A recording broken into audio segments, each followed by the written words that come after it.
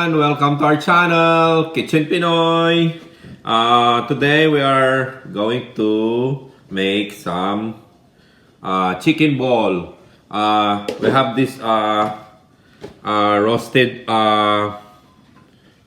chicken leftover yesterday, and this is our ingredients: chicken leftover.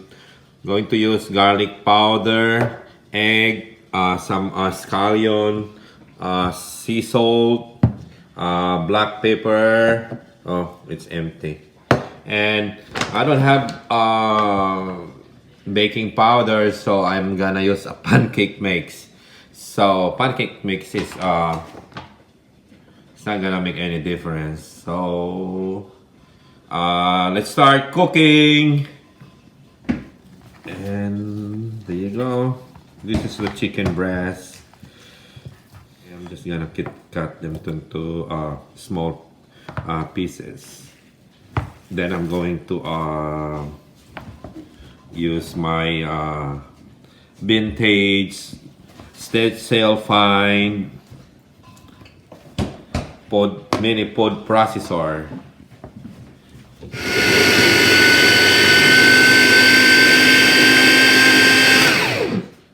Go. Look at that. Alright, this is our chicken. And I'm going to add the egg over here.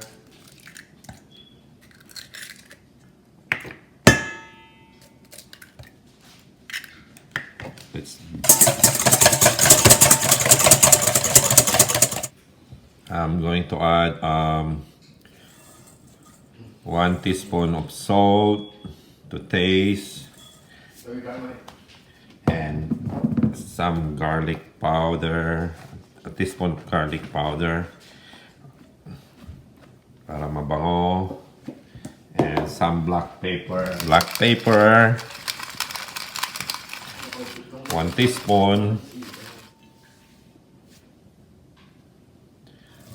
Okay, ilagay ko lang dito. I add the chicken here, and I got more, so I'm going to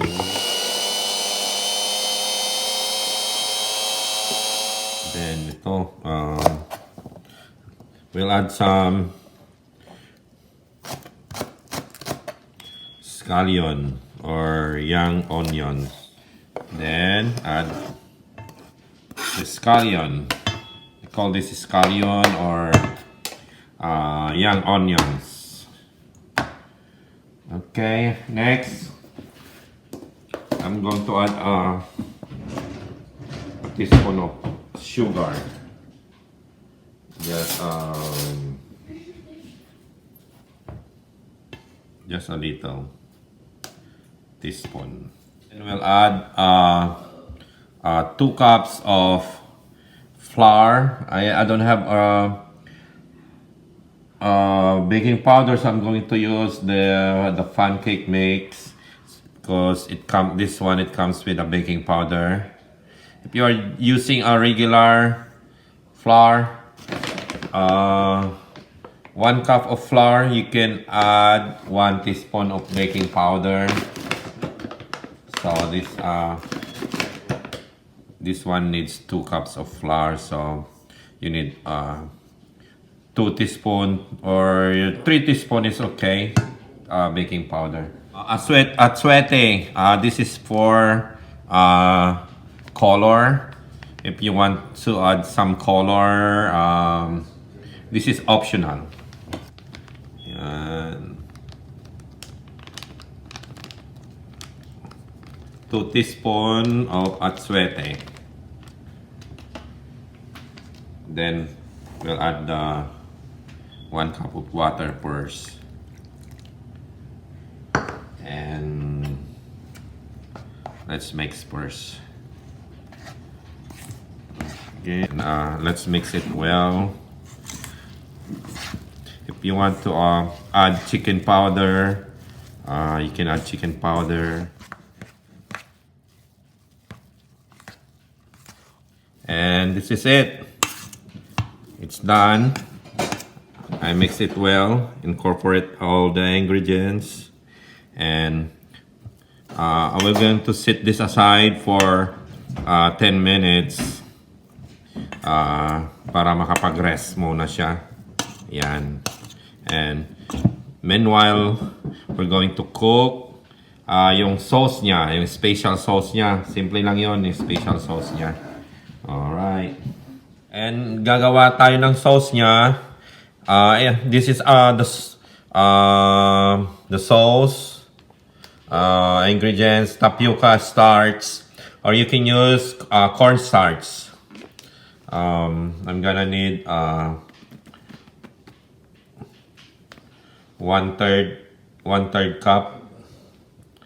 There you go. This is 2 cups of water and 1/3 cup of cornstarch. And soy sauce. I'm going to add 1/4 cup soy sauce. And brown sugar or white sugar you can use. I'm going to use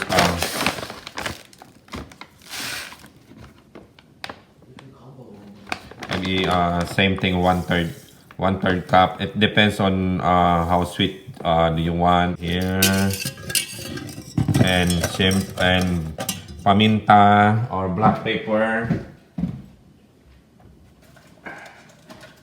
Let's all add together. You know, 1 teaspoon. Okay, this is our mixture for the sauce. And hot pepper is this is optional. Okay, I got that habanero. It's very hot.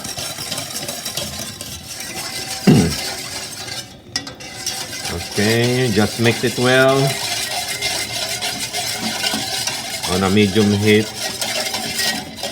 Okay, just leave it like that for a while. So this is our sauce. Ito na yung sauce natin, no? Malapot na siya. Just keep on mixing. It's almost done. Okay, maybe a minute more.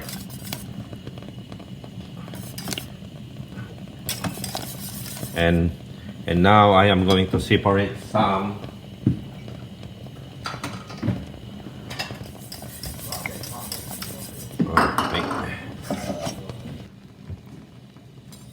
Alright, that's a simple sauce for our chicken ball.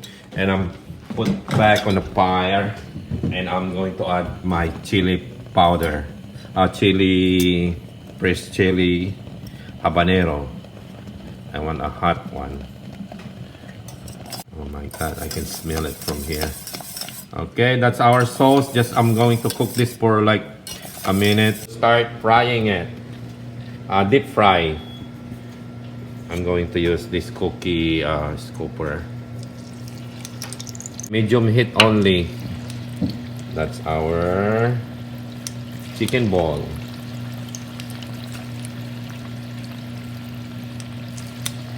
Wow.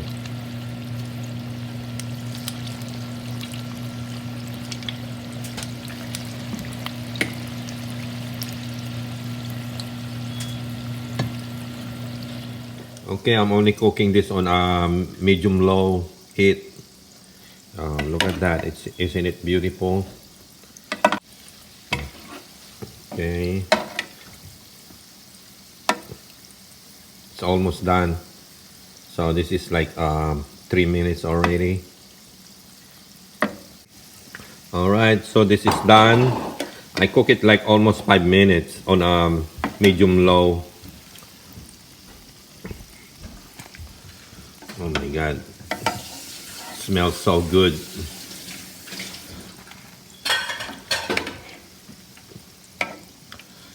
This is good for snack, merienda, or dinner. Okay, and now look at that. Isn't it beautiful?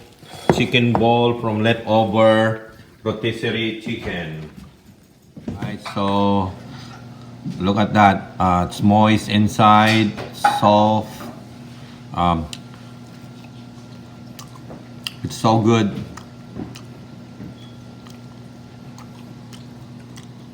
Easy to make. Oh my god. Of course, the sauce. The sticky sauce. Perfect. Alright, so this is our chicken ball from leftover rotisserie chicken and our special simple sauce. It comes with a habanero. This is hot. And there you go. It's easy to make. Please subscribe and share our video. Thank you for watching. Kitchen Pinoy forever!